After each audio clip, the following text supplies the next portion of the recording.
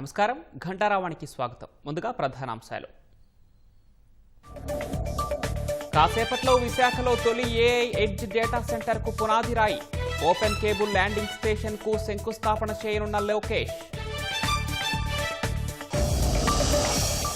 విశాఖ పర్యటన దృష్ట్యా ఎక్కడా చెట్లు కొట్టేయలేదన్న లోకేష్. సోషల్ మీడియాలో వైసీపీ తప్పుడు ప్రచారంపై ఆగ్రహం.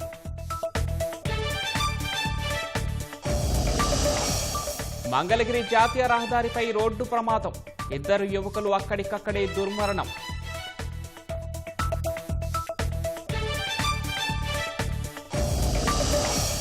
కోల్కతా వైద్య విద్యార్థినిపై అత్యాచారం కేసులో 3 అరెస్ట్. నిందితులను విచారిస్తున్న పోలీసులు.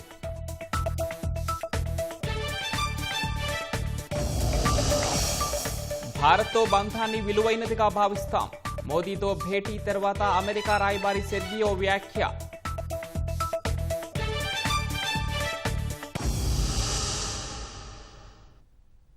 విశాఖపట్నంలో చెట్లు కొట్టేశారన్న దుష్ప్రచారాలపై మంత్రి లోకేష్ ఆగ్రహం వ్యక్తం చేశారు. విశాఖలో తన పర్యటన సందర్భంగా రోడ్డు పక్క చెట్లు నరికేస్తున్నారని వైసీపీ అధికారిక ట్విట్టర్ హ్యాండిల్ అనుబంధ సోషల్ మీడియా తప్పుడు ప్రచారం చేస్తుందని మండిపడ్డారు. గతంలో జగన్ రెడ్డి సీఎంగా పనిచేసినప్పుడు పైన హెలికాప్టర్లో వెళ్తున్నా కూడా కింద చెట్లు కొట్టేసేవారని ధ్వజమెత్తారు. తమది పర్యావరణాన్ని పరిరక్షించే ప్రభుత్వమని స్పష్టం చేశారు. రోడ్డు బ్యూటిఫికేషన్ పనులను వక్రీకరించి అసత్య ప్రచారం చేస్తున్న వారి బుద్ధిని ఇప్పటికే ప్రజలు అర్థం చేసుకున్నారన్నారు.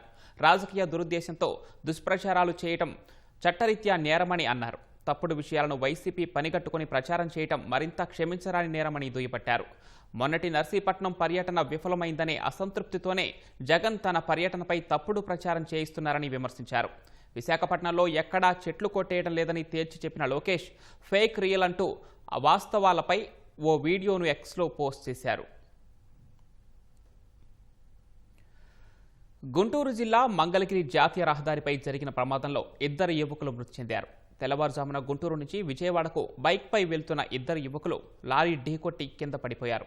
అదే సమయంలో వెనుక నుంచి వస్తున్న ఆర్టీసీ బస్సు మరో లారీ వారిపై నుంచి వెళ్లడంతో 2 అక్కడికక్కడే మృతి చెందారు.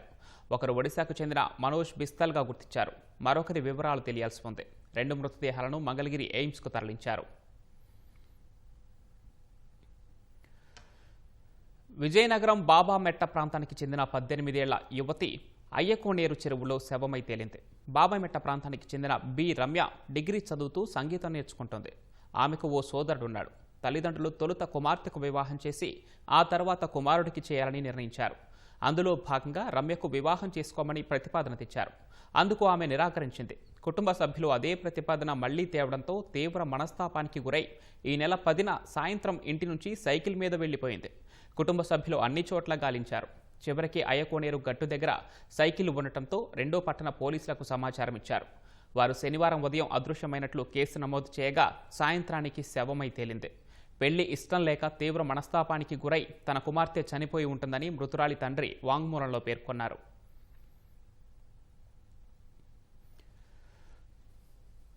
బెట్టింగ్ యాప్లు జల్సాలకు అలవాటు పడిన యువత డబ్బు కోసం సొంత ఇళ్లలో చోరీలకు వెనకాడటం లేదు. విశాఖ కంచరపాలెంలో వృద్ధురాలి ఇంట్లో నగదు దోచుకెళ్లేందుకు మనవడే స్నేహితులతో కలిసి పన్నాగం పన్నిన కేసు మరవకముందే అలాంటి ఘటనే మరోటి వెలుగు చూసింది. కంచరపాలెం ఘటన వార్తను యూట్యూబ్లో చూసి ఓ యువకుడు తన మిత్రుడితో కలిసి అమ్మమ్మ వద్ద నుంచి నగదు ఆభరణాల చోరీకి యత్నించి పోలీసులకు దొరికిపోయాడు. విశాఖ శివారు దువ్వాడ పోలీస్ స్టేషన్ పరిధిలో వృద్ధురాలు ఒంటరిగా ఉన్న సమయంలో బెదిరించి నగదు దోచుకెళ్లిన కేసును పోలీసులు ఛేదించారు. ఆన్లైన్ గేమింగ్ బెట్టింగ్లకు అలవాటు పడి అప్పుల పాలైన మనవడు వృద్ధురాలి మనవడే స్నేహితుడితో కలిసి చోరీకి పథకరచన చేశాడని తెలుసుకుని పోలీసులే విస్మయం వ్యక్తం చేశారు. సాంకేతిక ఆధారాలు, ఫోన్ సంభాషణల ఆధారంగా నిందితుడైన సుమంత్, అతని స్నేహితుడు సురేష్లను అరెస్టు చేశారు. 70 సంవత్సరాల అమ్మమ్మని మనవడు ప్లాన్ చేసి వాళ్ళ ఫ్రెండ్కి అప్పచెప్పి బెదిరించి పట్టుకుపోయినాడు. కంచరపాలెంలో జరిగిన ఇన్సిడెంట్ ని రిపోర్ట్ చేసిన యూట్యూబ్ లో చూసి ఓకే అని చెప్పేసి వాడు కూడా ఈ నేరం వాడి ఫ్రెండ్కి బెత్త ఇచ్చాడు. వాళ్ళ అమ్మమ్మ మేడ మీదకి వెళ్ళమన్నాడు. నాకు నిద్ర వస్తుంది కింద పడుకుంటానన్నాడు. పడుకున్నాడు. అప్పటికే వీడి ఫ్రెండ్కి చెప్పి వాళ్ళ పిన్ని వాళ్ళు బయటికి షాపింగ్కి వెళ్ళేటప్పుడు ఎవరూ లేరని భావనకు వచ్చి వెంటనే వీడు ఆ ఫ్రెండ్ పిలిచి, ఆ ఫ్రెండ్ సురేష్ ఏమో వీళ్ళ అమ్మమ్మ దగ్గరికి వెళ్ళి బెదిరించి ఇది పట్టుకుని పోయినాడు. మనవడు సుమంత్ని పట్టుకున్న తర్వాత ఇంట్రాగేట్ చేస్తే అప్పుడు ఈ సురేష్ అన్న అతను ఇదంతా చేశాడని, ఈ బంగారం కూడా సురేష్ని పట్టుకున్న తర్వాత ఇంటాక్ట్ ప్రాపర్టీ కత్తి 5 తులాలు, క్యాష్ ఏమో 2,000, ఇద్దరు అరెస్ట్. స్నేహమేరా జీవితం, స్నేహమేరా శాశ్వతం అని నిరూపిస్తున్నారు ఈ మిత్రుడు. చనిపోయిన మిత్రుడి కుమార్తెకు దగ్గరుండి పెళ్లి చేశారు. నంద్యాల జిల్లా రుద్రవరం మండలం నల్లవాగుపల్లె గ్రామానికి చెందిన చట్టం ప్రభాకర్తో పాటు మరికొందరు నంద్యాల శ్రీరామకృష్ణ విద్యాలయం పాఠశాలలో 1982-83లో 10వ తరగతి చదివారు. 2007లో ప్రభాకర్ అనారోగ్యంతో మరణించారు. అప్పటికే ప్రభాకర్కు భార్య సువర్ణ, 2 కుమార్తెలున్నారు. ప్రభాకర్ కుటుంబం ఆర్థిక ఇబ్బందుల్లో ఉందని తెలుసుకున్న మిగతా మిత్రులు అండగా నిలిచారు.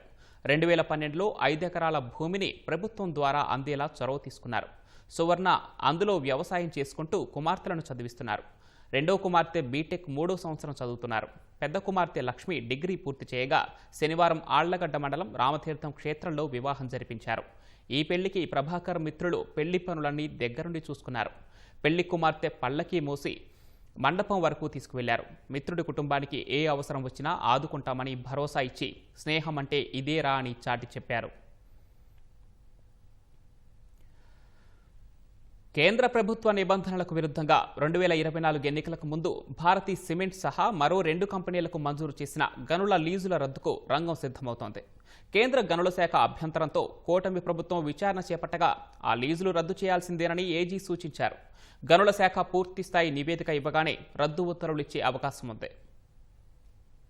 కేంద్ర ప్రభుత్వ నిబంధనలకు విరుద్ధంగా కేంద్ర గనుల శాఖ 2015లో తీసుకొచ్చిన సవరణ నిబంధనల ప్రకారం ప్రధాన ఖనిజాల లీజులు వేలంలోనే పొందాలి. 2015 జనవరి 12కు ముందు లీజు కోసం లెటర్ ఆఫ్ ఇంటెంట్ను ఎవరికైనా జారీ చేస్తే వాళ్లు 2017 జనవరి 11 నాటికి అన్ని అనుమతులు తెచ్చుకుని లీజు పొందాలని, లేకపోతే లెటర్ ఆఫ్ ఇంటెంట్లు రద్దవుతాయని స్పష్టంగా ఉంది. కానీ 2024 ఎన్నికలకు ముందు నాటి సీఎం జగన్ సతీమణి డైరెక్టర్గా ఉన్న భారతీ సిమెంట్స్ కోసం కేంద్ర నిబంధనలు తుంగలో తొక్కారు.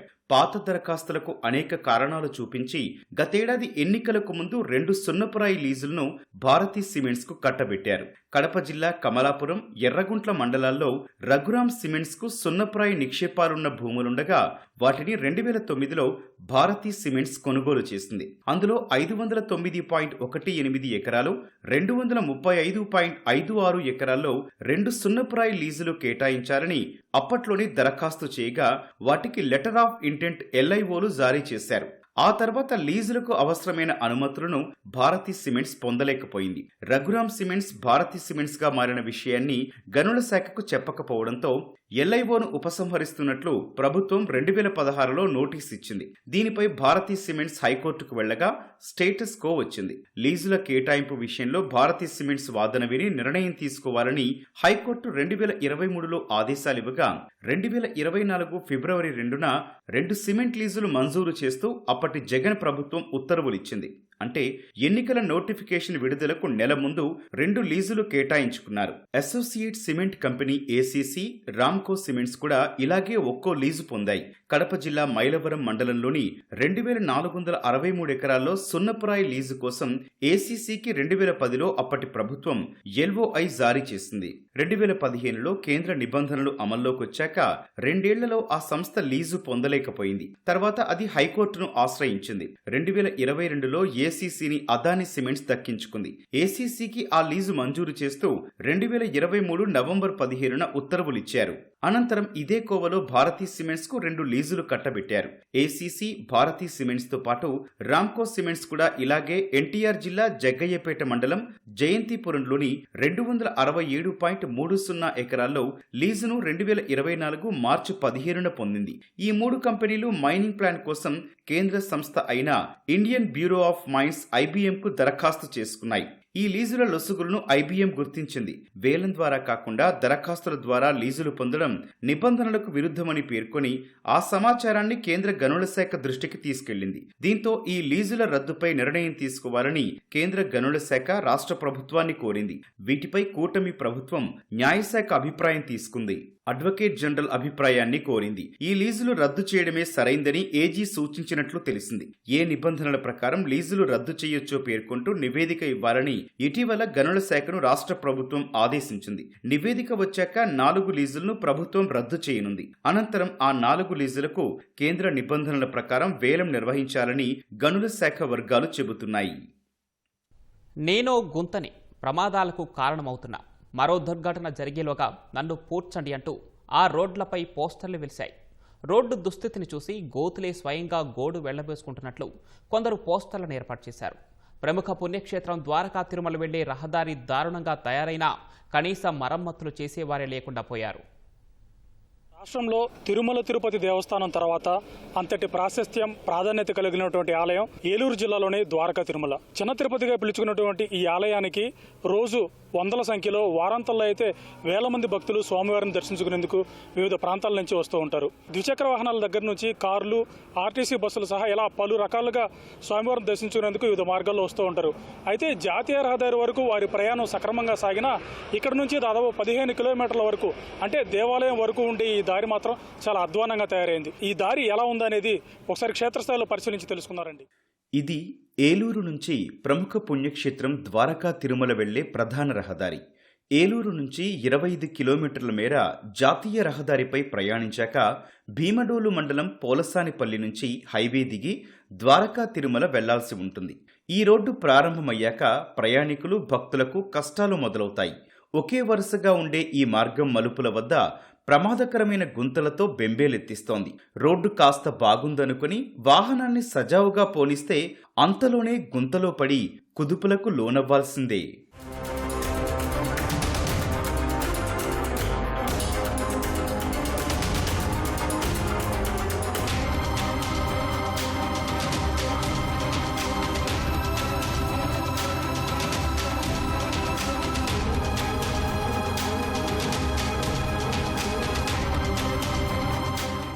పదిహేను కిలోమీటర్ల మేర ఉన్న ఈ మార్గంలో చాలా చోట్ల భారీ గుంతలు పడ్డాయి.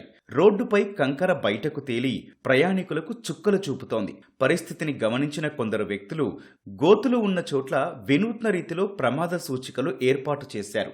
స్వయానా రోడ్డుపై ఉన్న గుంతే మాట్లాడుతున్నట్లుగా పోస్టర్లు రూపొందించి వాటిని ఎర్రజెండాతో కర్రకు కట్టి సిమెంట్ రాయిలో గుచ్చి గోతుల వద్ద ఉంచారు. నీనో గుంతని. ఈ రోడ్డుపై కుటుంబాలతో సహా ప్రయాణించే వాహనదారుల్ని గాయాల పాలు చేస్తున్నా, మరో ప్రమాదం జరిగేలోపు నన్ను పూడ్చమని ప్రభుత్వాన్ని వేడుకుంటున్నా అంటూ ఆలోచింపచేసేలా ప్రమాద సూచికలు ఏర్పాటు చేశారు.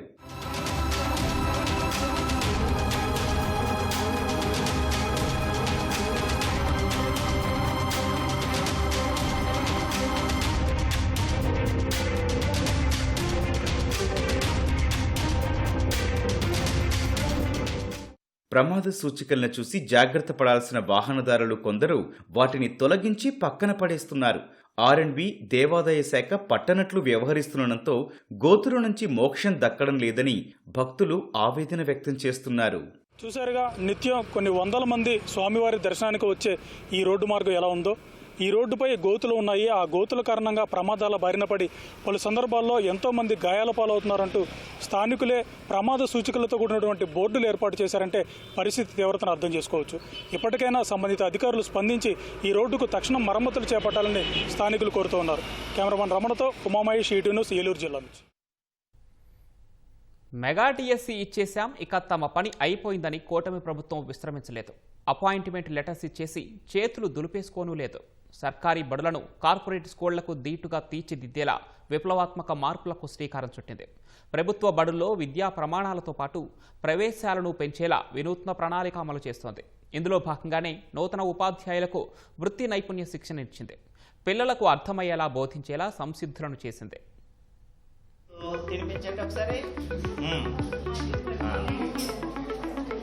ఇలా మనం పిల్లలకి బర్త్డే సెలబ్రేషన్స్ ఎలా చేయాలి, చేసేటప్పుడు మనం గ్రీటింగ్స్ ఎలా చెప్పాలి, మనం రెస్పాండ్ ఎలా అవ్వాలనేది కూడా పిల్లలకి తెలియజేస్తారు. కూటమి సర్కార్ విద్యా వ్యవస్థలో విప్లవాత్మక మార్పులకు శ్రీకారం చుట్టింది. మెగా డిఎస్సీలో ఎంపికైన గురువులకు సీఎం చంద్రబాబు నియామక పత్రాలను అందజేస్తూ విలువలతో కూడిన విద్యను అందించేందుకు అందరూ కృషి చేయాలని కోరారు. విద్యాశాఖ మంత్రి లోకేష్ దీన్ని ఎంతో ప్రతిష్టాత్మకంగా తీసుకున్నారు. నూతన విద్యా విధానంపై విద్యాశాఖ అధికారులతో చర్చించి ప్రత్యేక యాక్షన్ ప్లాన్ రూపొందించారు. నూతన ఉపాధ్యాయులుగా పాఠశాలకు వెళ్లకముందే వృత్తి నైపుణ్య శిక్షణ, ఇండక్షన్ ట్రైనింగ్ ప్రోగ్రాం ఇచ్చారు. రాష్ట్ర వ్యాప్తంగా 71 కేంద్రాల్లో ఈ నెల 3 నుంచి 10 వరకు తర్ఫీదు ఇచ్చారు. ఉమ్మడి శ్రీకాకుళం జిల్లాలోని 535 మంది నూతన ఉపాధ్యాయులకు శిక్షణ ఇచ్చారు. విద్యా వ్యవస్థలో వస్తున్న మార్పులను అధిగమించేలా ఉపాధ్యాయ వృత్తిలో బోధన మెళకువలను నేర్పించారు.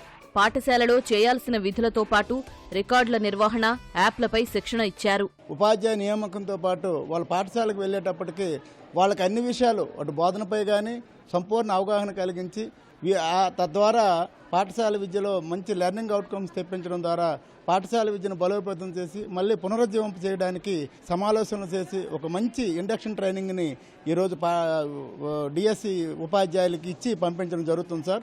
చాలా మంది పిల్లలు బడికి వెళ్లాలంటేనే జంకుతారు. చిన్నారుల్లో భయం పోగొట్టాలంటే వారిని ఆకట్టుకునేలా సరికొత్తగా ఉండాలి. ఆడుతూ పాడుతూ పాఠాలు చెబితే చిట్టి బుర్రలకు తొందరగా అర్థమవుతుంది. అందుకు అనుగుణంగా పాఠ్యాంశాలకు రూపకల్పన చేశారు. బోధన అభ్యాసన సామగ్రి తయారు చేయడంతో పాటు వినియోగంపైన శిక్షణ ఇచ్చారు.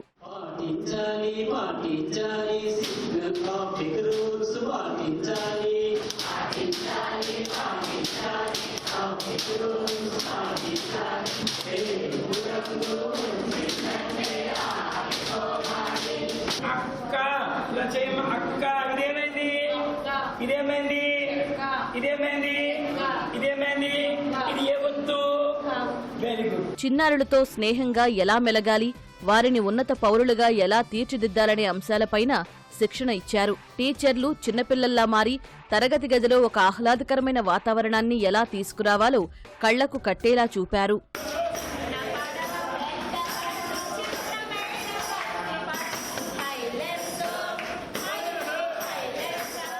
రెండు 2026-27 సంవత్సరం కల్లా మన గవర్నమెంట్ స్కూల్లో చదువు ప్రతి పిల్లవాడికి అక్షరాలు చదవడం, రాయడం అన్నీ పర్ఫెక్ట్గా రావాలి. ఎఫ్ఎల్ఎన్ గ్యారెంటీ అనే పథకం పెట్టారు.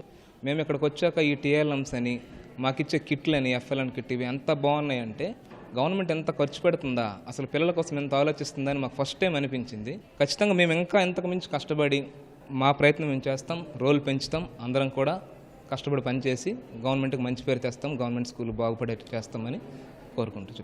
ఉద్యోగమైతే వచ్చింది కానీ పిల్లలకు ఎలా బోధించాలో తెలియక మదనపడుతున్న తరుణంలో ప్రభుత్వం తీసుకొచ్చిన సరికొత్త కార్యక్రమం ఆత్మస్థైర్యం నింపిందని ఉపాధ్యాయులు చెబుతున్నారు. ఉద్యోగం అయితే వచ్చేసింది, భావితరాలను తీర్చిదిద్దాలని అందరూ చెప్తున్నారు. అసలు స్కూల్కి వెళ్ళిన తర్వాత ఏం చేయాలి, పిల్లలతో ఎలా ఉండాలి అన్నది ఈ ట్రైనింగ్ విధానంలో మాకు తెలుసుకున్నాం.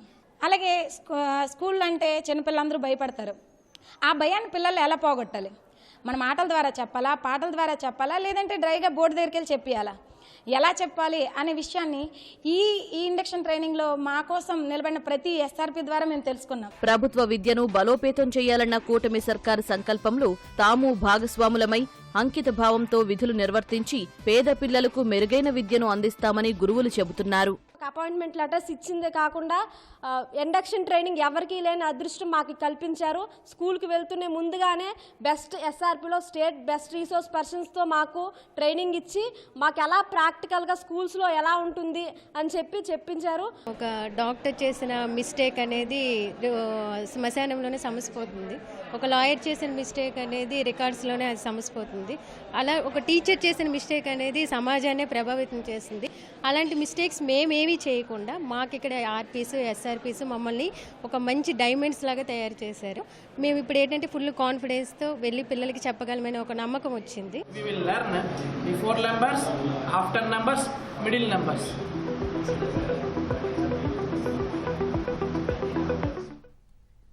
భారత్తో బంధాన్ని అమెరికా ఎంతో విలువైనదిగా భావిస్తోందని ఆ దేశ రాయబారి సెర్గియో గోర్ చెప్పారు.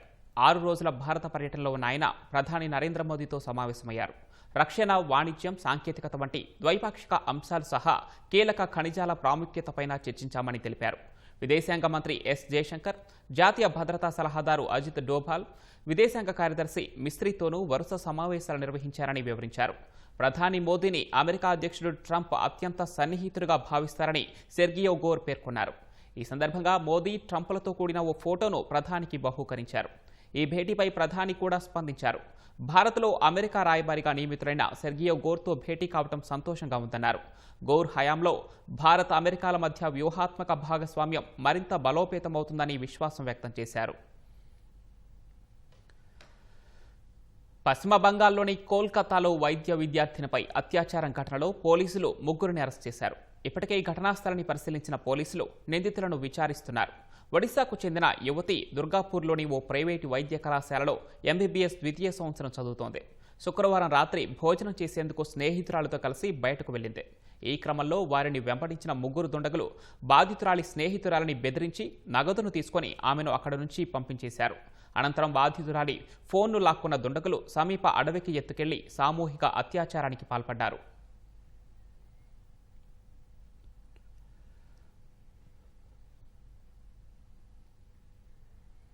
పాకిస్తాన్, ఆఫ్ఘనిస్తాన్ బలగాల మధ్య భారీ ఘర్షణల్లో పాక్ సైనికులకు గట్టి ఎదురుదెబ్బ తగిలినట్లు తెలుస్తోంది. ఖైబర్ పఖ్తూన్ఖ్వా, బలూచిస్తాన్ సరిహద్దులో ఇరు వర్గాల మధ్య జరిగిన కాల్పుల్లో 15 మంది పాకిస్తాన్ సైనికులు మరణించినట్లు సమాచారం. శనివారం రాత్రి పాక్ సరిహద్దుల వెంబడి తాలిబాన్ బలగాలు కాల్పులు జరిపాయి. అనంతరం ఆఫ్ఘాన్ సరిహద్దుల లక్ష్యంగా పాక్ దాడులకు దిగింది. ఇటీవల కాబూల్పై జరిగిన వైమానిక దాడులకు స్పందనగా తాము ప్రతీకార దాడులకు పాల్పడినట్లు ఆఫ్ఘాన్ పేర్కొంది. పాక్ బలగాలు నిబంధనలను ఉల్లంఘిస్తే తమ సాయుధ దళాలు దాడులను మరింత ఉధృతం చేస్తాయని హెచ్చరించింది. మరోవైపు పాక్ దళాల కాల్పుల్లో ఆఫ్ఘన్ వైపు పలువురు సైనికులు మరణించినట్లు తెలుస్తోంది. అమెరికాలోని టెన్నెస్సీ రాష్ట్రంలో మిలిటరీ యుద్ధ సామాగ్రి ప్లాంట్లో జరిగిన పేలుడులో 16 మంది మృతి చెందినట్లు అధికారులు ప్రకటించారు.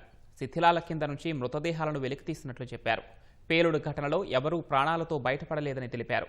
శుక్రవారం టెన్నెస్సీలోని మిలిటరీ యుద్ధ సామాగ్రి ప్లాంట్లో ఒక్కసారిగా పేలుడు సంభవించింది.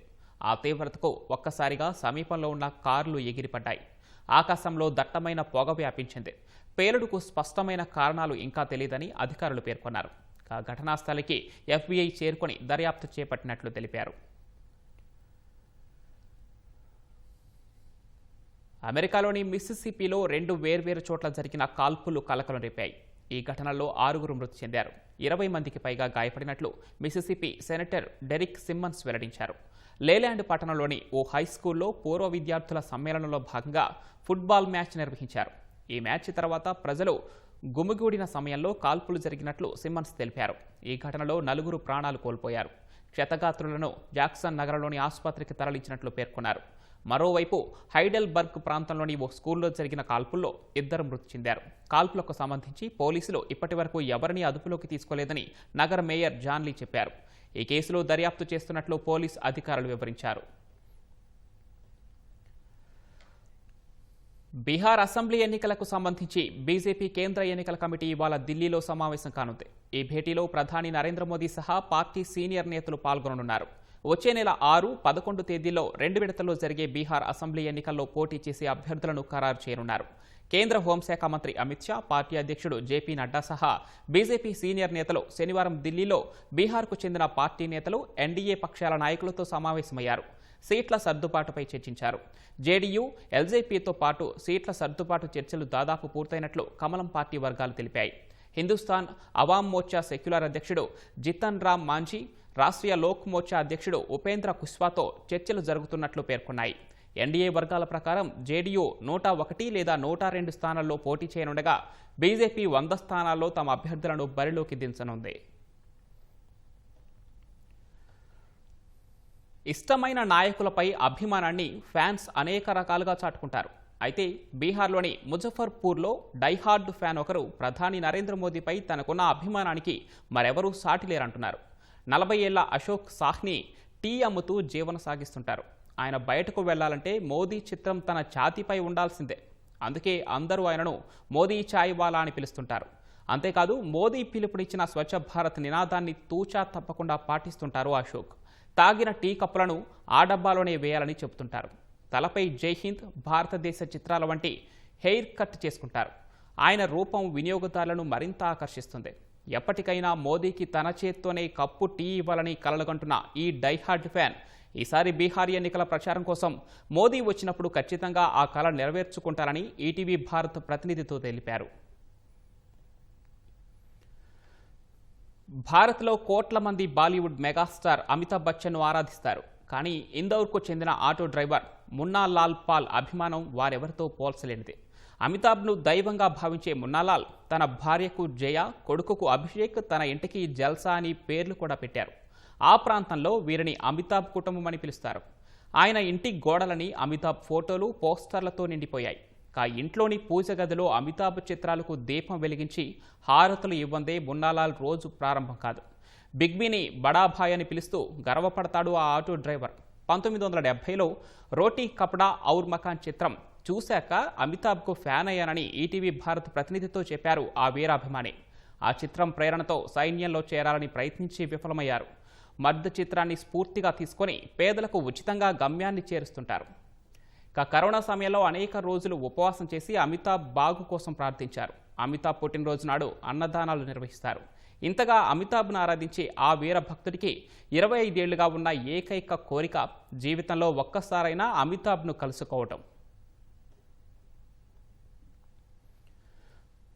పశ్చిమ బెంగాల్లోని వెస్ట్ వర్ధమాన్ జిల్లాకు చెందిన దీప్ నారాయణ్ నాయక్ అనే ప్రభుత్వ ఉపాధ్యాయుడు ఇటీవల మలేషియాకు చెందిన ప్రతిష్టాత్మక అవాంత్ గార్డే టీచర్ అవార్డు పొందారు.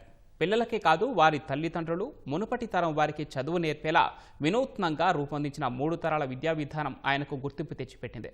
రోడ్డు మాస్టర్గా పేరు పొందిన ఆయన 57 దేశాలకు చెందిన 244 మంది విద్యావేత్తలతో పోటీపడి ఆయన ఈ అవార్డుకి ఎంపికయ్యారు. ఆదివాసీ ప్రభుత్వ పాఠశాలలో ఉపాధ్యాయుడిగా ఉన్న ఈ రోడ్డు మాస్టర్ కోవిడ్ లాక్డౌన్లో గిరిజన విద్యార్థులు చదువుకు దూరం కాకూడదని భావించారు. తగు జాగ్రత్తలు తీసుకొని పల్లెదారుల్లో పిల్లలను కూర్చోబెట్టి మట్టి గోడలనే బ్లాక్ బోర్డులుగా మార్చుకొని బోధించారు. పిల్లలు, తల్లిదండ్రులు, ఇంకా ముందు తరం వారు సైతం ఆయన బోధనా పద్ధతులకు ఆకర్షితులై తరగతులకు హాజరవ్వడంతో 3 తరాల విద్యా విధానం రూపుదిద్దుకుంది. ఆ అవార్డు అందుకున్న తొలి బెంగాలీ భారతీయుడిగా ఈ రోడ్డు మాస్టర్ నిలిచారు. యునెస్కో సహా ఫిన్లాండ్, బంగ్లాదేశ్ వంటి దేశాల ప్రశంసలు పొందారు.